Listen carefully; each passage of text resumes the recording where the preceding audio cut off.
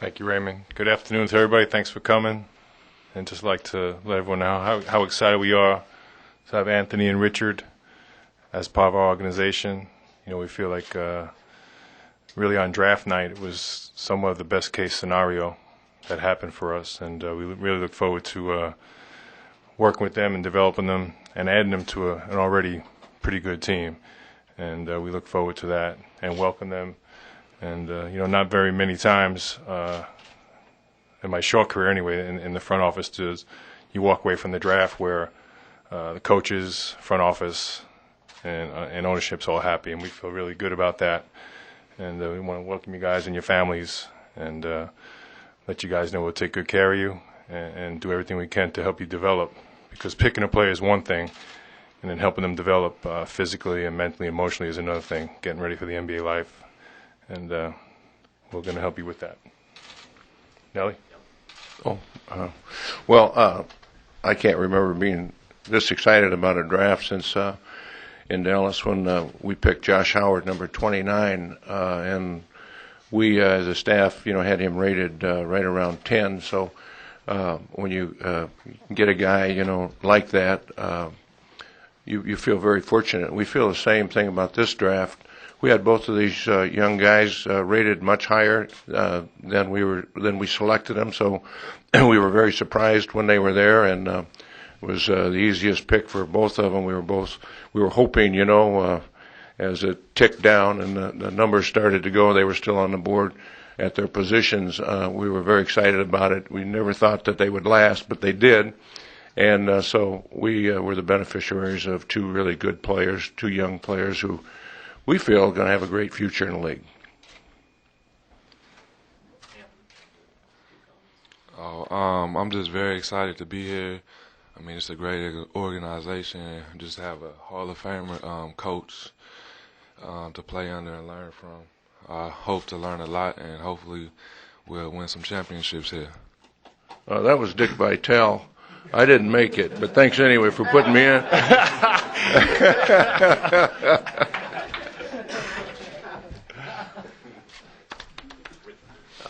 It's an honor for me to be a part of this franchise and organization. I'm looking forward to growing as a basketball player, a person, and just a better individual all around. I'm very fortunate to be in this situation and hoping for the best. Great. We'll get to some questions, please. Again, please raise your hand, identify yourself. We'll bring a microphone to you.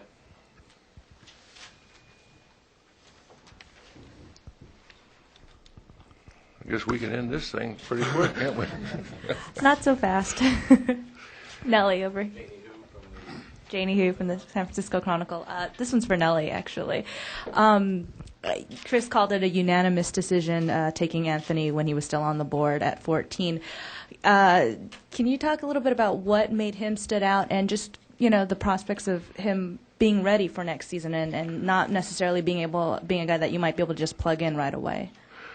Well, yeah, I don't get the chance to see these guys in person, so you have to be a little careful when you're the coach because that's the main thing. To watch them play in person, you can miss some things on film. And I wasn't privy, and I didn't spend time to watch, you know, the top two guys. We knew they weren't going to be there. But as I was watching film, I was on Maui, and I was there with some friends of mine, Bob Longy, who owns a restaurant there, and we were just watching guys, and we finally put this young Randolph on, and I just said, I think this guy's got a chance to be really good. And the more we watched him, the more we kind of fell in love with him. And when I got back, now we watched about 20 guys, and when I got back, I told Mully, or maybe I called you on the phone. I remember you reminded me too after we drafted him. I said, I think I'd take that guy number one. But as I looked at the other guys in the draft, I certainly would have taken him top 5. And I told him that last night, so we feel very fortunate about that. And you, my friend, we had in the first round late, and we were very lucky to get you in the second round. So we just felt so good about this draft. Both guys that we had a great interest in were there, and we got a chance to select them. Just a quick follow-up to that. Did you have to kind of reconcile the fact that he might not be ready for next season to immediately put in? Well, he's 18, so, you know, it's not what you draft or what you get is what you're going to get, and just you know, the normal maturation of players, they're going to get better as they go along, as long as they're hard workers, and both these guys are hard workers. So I don't know when that's going to happen. Hopefully it'll happen next year. I feel comfortable that both these guys have the ability to play some right away, and I know I have a history of not playing young guys, but that's going to change a little bit next year. We're going to start playing our younger guys anyway, and both these guys fit right in. I mean, we can get a team on the floor that's 22 and under next year without any problem. It's kind of exciting.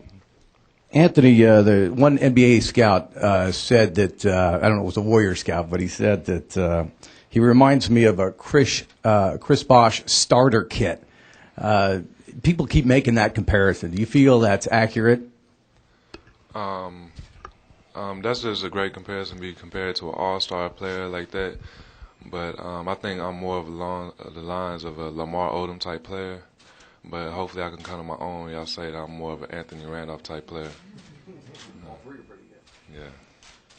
By the way, that was the great Dennis O'Donnell from KPIX, ladies and gentlemen. Fred Inglis, KTVU Channel 2. And this is for both of you guys. You know, everywhere you've played and everywhere you've gone, you've been the star, you've been the player. Now you come in here where you know that you're going to have to kind of learn on the run here and maybe not have as much playing time. You're not going to be the man necessarily at the beginning. How are you going to talk yourself into reconciling that? Both of you, if you can. Oh, I'm going to live in the gym. I mean, I'm going to live in the gym and make sure that when I'm called upon, it's my time to come out there. I'm going to make sure that I'm well prepared to step in and fulfill my role. I'm just going to continue working hard like I've always done. You know, I just like to take advantage of any opportunity that I'm given. And when the time has come for me to get on the court and show my skills, I'm going to be ready. Phil Barber, Santa Rosa Press Democrat. Anthony and Richard, is it hard for you guys to sit side by side up there and not throw an elbow or something like that? Oh, no, we got that all out during the season, so I think we should be all right. I hadn't got all mine out yet. No, we had some good times playing, but you know, it's still, we're on the same team now, and we're looking forward to contributing to the Warriors and winning games. Jeff Lepper from the Contra Costa Times. Richard, what do you feel like? I mean, obviously, this is a team that doesn't have a lot of guys who have a lot of heft to them like you do. I mean, what do you feel like you can bring to this team? Just you know, I like to play physically and be a tough guy on the court, and that's just how I play. I hope I can bring that same toughness to the team every night, and you know, just a hard-working mentality, a blue-collar mentality where you're going to do it every day, and just continue to be the basketball player that I am. I'm sorry, if I can follow up. Given that you dropped to 49, if you had to do over again, would you have stayed at Alabama? No, you know, I'm fortunate for every opportunity that I'm given. You know, the Warriors have selected me, and I'm going to work hard regardless of, you know, what number it is. Now that I feel like I'm in a good organization, I'm just ready to work.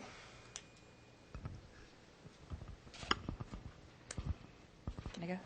Richard, Janie Hu with the San Francisco Chronicle. Heard Anthony talk about how he kind of envisions himself as a Lamar Odom type. I'm just curious if you have any sort of comparisons that you would pattern your game after. Like Anthony said, you know, I'd like to someday someone say be a Richard Hendrix type player, but you know, a player that I really have enjoyed watching in the NBA. I think that if I continue to grow as a player and develop, I'd like to be a player like Carlos Boozer, you know, who's able to bang, pull rebounds, and mix it up a little bit. I just think he's a great player, but I'm looking forward to getting in the gym and working and being the best player that I can be. Did you guys have, 2 games against each other? Richard, can you talk about what you saw in Anthony and Anthony what you saw in Richard? I thought the first time we played him, I could tell he was a really skilled player. I could really tell the second time when we got down there to play him at LSU that he had really turned the corner and developed more into a really good basketball player for their team. So we had some good battles, and he's a very talented teammate, and I'm happy to be a part of the team with him and play alongside him. my personal experience just playing against him is spending a lot of time in the cold tub, banging against him in both the games. But, I mean, he's a great player. He has great hands around the basket, great rebounder. And from what I heard, he's a great teammate. So I can't wait to get started through this journey with him. So who won the battles? We split 1-1, so we're gonna have to say it's a draw. Now we're together. Let's win a bunch more battles together. Hey, Coach, I thought it was interesting that Richard mentioned Carlos Boozer because for the last few years, people have said the Warriors don't have that player to match up with Carlos Boozer. Is that what you intend to be the case? And if that's the case, would you hope that he could get into the mix a little quicker to favor that matchup? I don't know about quicker, but we don't have anybody that matches up with any physical player, so we've always had to approach it a bit differently. Now, if we got a guy that can bang, he'll get to know Boozer very well, very quickly, I believe. So we don't have a body like him on our team. So, I would say, he's going to get opportunities.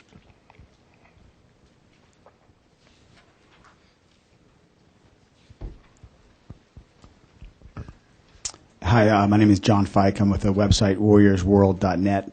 And a quick comment, you guys are in a hotbed of basketball. The Bay Area is a great basketball area.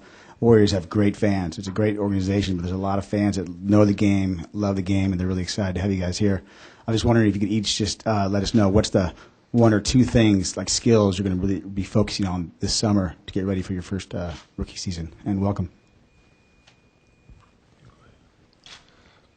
Personally, me, I would like to work on my shot blocking ability and become a more effective rebounder, and also just maximize my offensive skills and just learn how to play this game. I mean, it's a big difference from college to the NBA.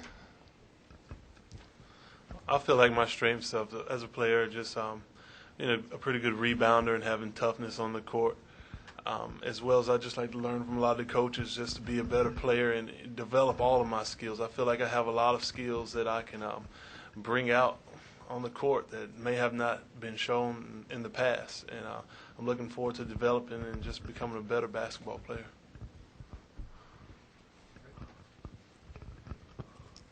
Monty Poole, Bay Area News Group. The two rookies. What have you heard about the coach? I mean, he's kind of got a reputation for being hard on rookies, and I wonder if you've heard about that and what you plan to do to kind of sort of ingratiate yourself in with the coach. Oh, no, I haven't heard about it. I heard he loves rookies.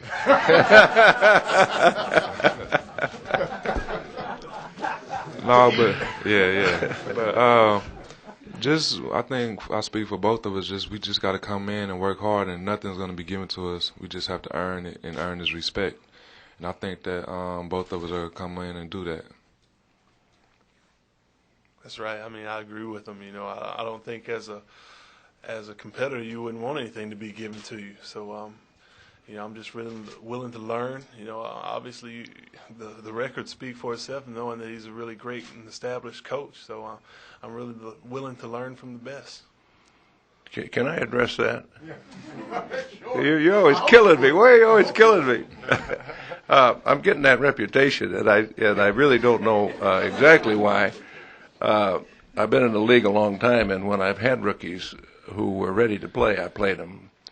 Chris Webber, Tim Hardaway, Mitch Richmond, those guys played right away for me. Sidney Moncrief, you can go on, Marcus Johnson, and about half of those guys I mentioned started, I think, as rookies for me. So what I try to do is to make sure that when I put a young player in, he can succeed. If he's not ready to play, he's going to fail, and it's part of my job to keep guys from failing and make sure that when they're on the court, they can have success. If these guys are ready to play, they'll play. If they're not, they're going to have to wait. But eventually, they'll be ready to play, and that's my philosophy. And I get you cubby hole everything, I suppose, in the press, but I don't feel that I'm harder on rookies than any other coach. That's my feeling. Jeff Lepper again. For both of you guys, what's the biggest obstacle that you feel like you need to overcome this summer and maybe this rookie season? Is it strength? Is it quickness? Is it range on the jump shot? I mean, is there what's maybe the one thing that you think is going to be the biggest hurdle for you guys to get over? I don't know. I mean, that's a tough question to ask. To answer rather. I'm just looking forward to get out there and playing basketball. I feel like at the end of the day, it's just a game I've always known my whole life, and I just want to get out there on the court and run up and down and sweat and get it done. I think a thing we're going to have to get used to is just the schedule. I mean, playing back-to-back games, traveling all the time, and being on the road and living out of your suitcases. But I think toward the end of the season, I think we'll get a hang of it. And I have a comment on that as well. If you look at our team and the areas of need, I think, first of all, was rebounding. That was pretty obvious. We were one of the worst rebounding teams in the league. And then the passing ability. We didn't have enough guys who were able to make plays on the team. And shot blocking would be a third. And these two guys can do all three of those things. And they'll do them better as they mature. But that's why we feel so fortunate. Not only did we get really good players, but we got guys that filled our needs. So we had our cake and eat it, and we can eat it too. That kind of answered my question too, Denali, and that is, as you were looking at these guys, were you saying these are guys who can play within my system, or are they guys that, how much do you look at players in that context, that they fit what you do, as opposed to saying, well, these guys can bring something different? Well, I would hope my system is flexible enough to get the most out of the talent that I have on the team. But we are a running team. We led the league in scoring. We like the fast-paced game. That doesn't mean if I had a bunch of slow guys that I wouldn't slow the ball down. I would. I would do whatever. But we try not to draft for me because I'm 68 last time I looked. And, I'm not going to be here forever. You have to draft good players for the organization. And we didn't look at these guys and say they fit into my system. I think that would be a mistake. We picked guys that we thought could play, and so they will fit into my system, by the way. It's going to work out that way, but we didn't draft them for that reason. Any more questions? Phil Barber. Don, a lot's been made about all of the talented young left-handers you now have in your front court. Is that any type of advantage or disadvantage for you? I thought it was an advantage for centers to be left-handed, but I'm not so sure about forwards and guards. I don't really think it matters that much. I read an article a long time ago that there weren't many great small forwards left-handers, but we got one sitting up here was pretty good. Billy Cunningham was pretty good, and I remember that was 20 years ago or so that they said, you don't want to draft a left-handed small forward. Well, I don't believe that, but at that time that article was written. So anyway, I got thinking about that, and ends up there are a lot of really, really great players. It's not whether you're right or left-handed. It's if you can play and do the things you need to do on the basketball court. It doesn't take long for people to get scouting reports and know a guy's left-handed and take his strength away. That's going to happen no matter what your dominant hand is. Nellie, kind of a takeoff on that question. Can you potentially see down the road Anthony and Brandon and Andres playing 3, 4, and 5 next to each other? Absolutely. I can see them playing together, yes.